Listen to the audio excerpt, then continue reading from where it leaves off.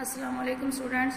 आज हम जमात शशम की उर्दू की किताब का तीसरा सबक मादरे मिल्लत मोहतरमा फ़ातिमा जना पढ़ेंगे। तो बच्चे देखें सफ़ा नंबर 9 पर।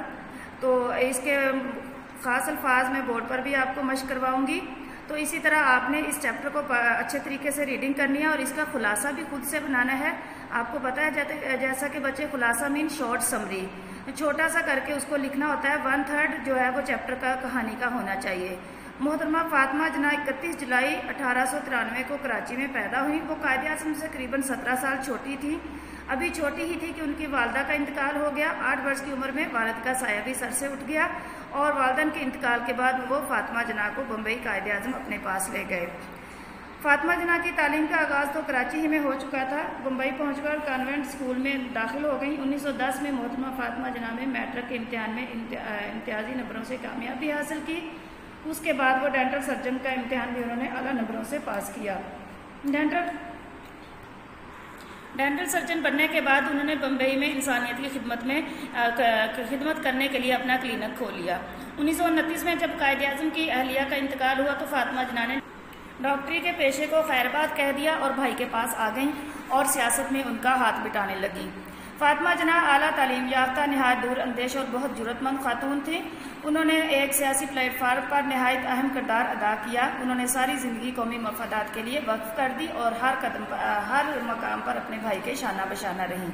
फ़ातिमा जना ने ख़वातीन को तहरीक पाकिस्तान में रहनुमाई फराहम की और उन्हें अमली सियासत के मैदान में लाने के लिए भी बुनियादी किरदार अदा किया और बहुत सी ख़वातीन को उन्होंने अपने साथ इसमें शामिल कर लिया। कायदे आज़म ने तहरीक पाकिस्तान के दौरान में ख़वातीन के हवाले से तमाम उमूर की निगरानी का फरीज़ा भी मोहतरमा फ़ातिमा जना को सौंप रखा था। क़याम पाकिस्तान के बाद भी उनकी कौमी खिदमत का सिलसिला जारी रहा। उन्होंने बीमारी के दौरान में अपने भाई की बेपनाह खिदमत की और हर वक्त उनके साथ रहीं। सरकारी कामों में भी उनका हाथ बिटाती रहीं। तालीमी निस्वा के लिए भी मोहतरमा फ़ातिमा जना की खिदमत से इनकार मुमकिन नहीं। क़याम पाकिस्तान के फ़ौरन बाद पैदा होने वाले मसाइल के हल में वो अमलन शरीक-ए-कार रहीं। ख़ास तौर पर मुहाजिरीन की आबादकारी और कश्मीरी मुहाजिरीन की दस्तगीरी में उनकी खिदमत आब-ए-ज़र से लिखने के लायक हैं। मोहतरमा फ़ातिमा जना अजीम खातून रहनुमा थी। कौमी और मिली खिदमत के हवाले से कौम ने उन्हें मादरे मिल्लत यानी कौम की माँ का लक़ब दिया। वो सच्ची और पुरखुलूस मुसलमान थी। वो अपनी ज़िंदगी के आखिरी लम्हात तक इस ख्वाब को शर्मिंदा ताबीर करने के लिए कोशा रहीं। फ़ातिमा जना ने 9 जुलाई 1967 को वफ़ात पाई। उन्हें कायदे आज़म मोहम्मद अली जना के मज़ार के अहाते में सुपुर्द खाक किया गया। जमात शशम सबक का नाम मादरे मिल्लत मोहतरमा फ़ातिमा जना। खास अल्फाज और साथ ही बच्चे उनके मीनिंग भी और मायने भी आपने याद करने हैं। मोतमिद, काबिल एतबार, तंजीम, मुनज़्ज़म जमात, पैरोकार, पैरवी करने वाला, शर्मिंदा ताबीर, तकमील, पूरा होना, किनारा कश, दूर होना, छोड़ देना, खैर बात, तर्क करना, तरवीज, इशात करना, जारी करना, जराही, चीर फाड़ करना, काटना। इसके साथ बच्चे मश्क देखें, मुख्तसर जवाब दें। सवाल नंबर 1 के ये सारे हिस्से हैं। पार्ट 1 है मोहतरमा फ़ातिमा जना कब और कहाँ पैदा हुई। वो 31 जुलाई 1893 को कराची में पैदा हुई। मोहतरमा फ़ातिमा किस मकसद के तहत कायद के साथ लंदन गई थी। गोलमेज कॉन्फ्रेंस में शिरकत के लिए साथ गई। मोहतरमा ने सारी ज़िंदगी किस बात के लिए वक्फ कर दी। उन्होंने अपनी सारी ज़िंदगी कौमी मफादात के लिए वक्फ कर दी थी। मोहतरमा फ़ातिमा ने किस प्लेटफार्म से तालीमी खिदमत का सिलसिला जारी किया। उन्होंने अफवा के प्लेटफार्म से तालीमी खिदमत का आगाज़ किया। मोहतरमा फ़ातिमा की कौन सी खिदमत आब-ए-ज़र से लिखने के लायक हैं। मुहाजिरीन की आबादकारी और कश्मीरी मुहाजिरीन की दस्तगीरी की खिदमत।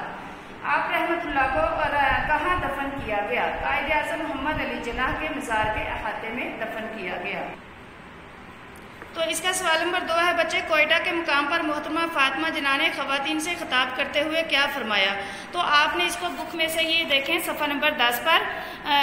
कोयटा के मुकाम पर ख़वातीन से खिताब करते हुए मोहतरमा फ़ातिमा जना ने फरमाया, अब तक हम मुसलमान ख़वातीन ने अपनी कौम की कोई ख़ास मदद नहीं की। यहाँ से लेकर आपने सफ़ा नंबर 11 तक इस तरह हम अपनी कौम की कुछ मदद कर सकते हैं, यहाँ तक अच्छे से याद करना है और इसको नोटबुक पर लिखना है।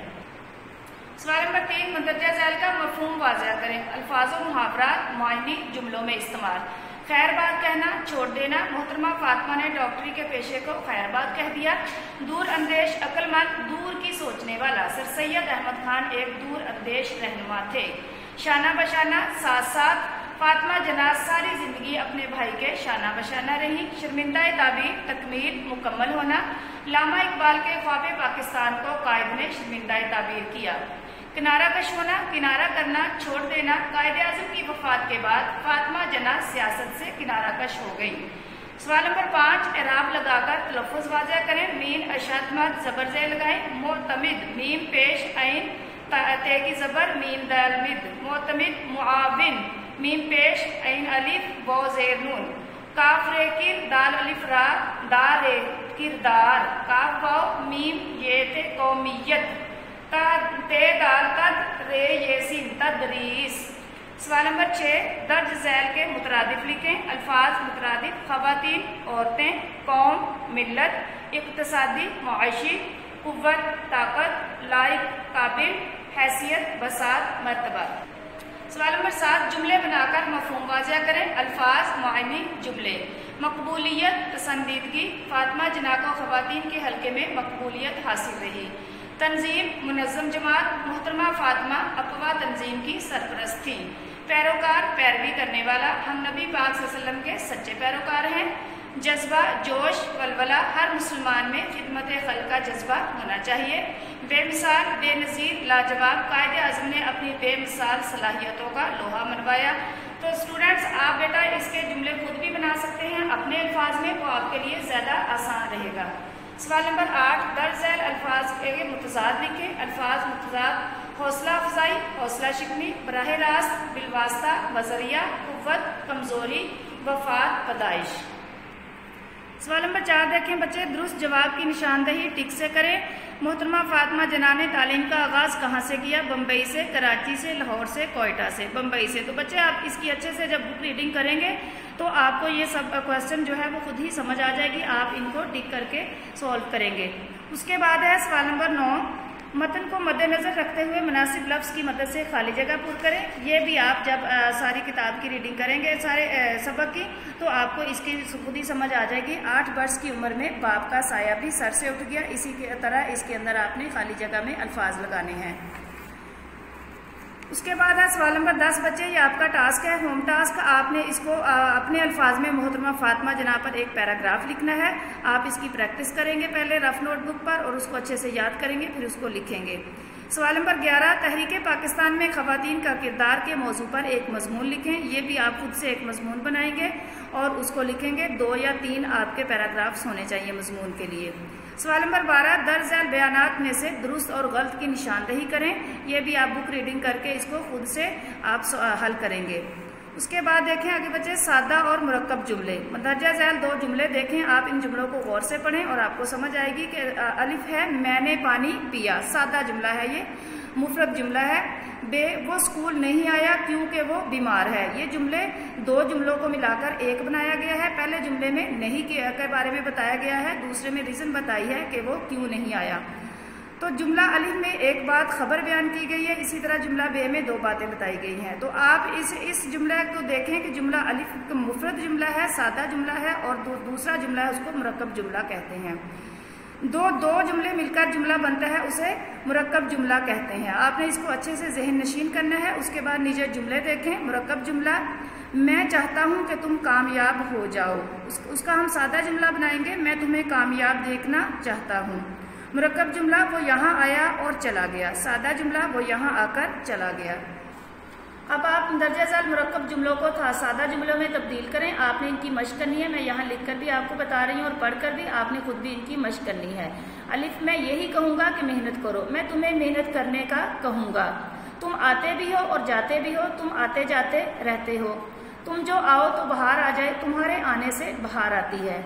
वो वादे तो बहुत करता है मगर याद नहीं रखता, वो दावे करके भूल जाता है या वो वादे करके भूल जाता है। आपने इसकी मश्क करनी है और इसको अच्छे से रिवाइज करके लिखना भी है। इसके साथ साथ बच्चे आपका उर्दू बे का काम है, चचा के नाम खत। इस खत को आपने अच्छे से याद करना है और या अपनी नोटबुक पर लिखना है। घड़ी का तोहफा मिलने पर शुक्रिया अदा करना। कमरा इम्तिहान 6 मई 2020। प्यारे चचा जान, अस्सलाम वालेकुम। आपने मुझे मेरी कामयाबी पर घड़ी का जो तोहफा भेजा है वो मुझे मौसूल हो गया है। आपके मोहब्बत भरे तोहफे का बहुत शुक्रिया। ये तोहफा आपकी मोहब्बत की याद दिलाता रहेगा। हकीकत में ये घड़ी बहुत शानदार है। मुझे घड़ी की बहुत ज़रूरत थी। ये घड़ी मेरे लिए बड़ी मुफीद साबित होगी। ये मुझे वक्त का पाबंद बनाएगी। मैं इसे बड़ी एहतियात से रखूँगा या रखूँगी इंशाअल्लाह। चची जान कैसी हैं? उनकी खिदमत में मेरा सलाम। वासलाम, आपका भतीजा या भतीजी अली बेजी।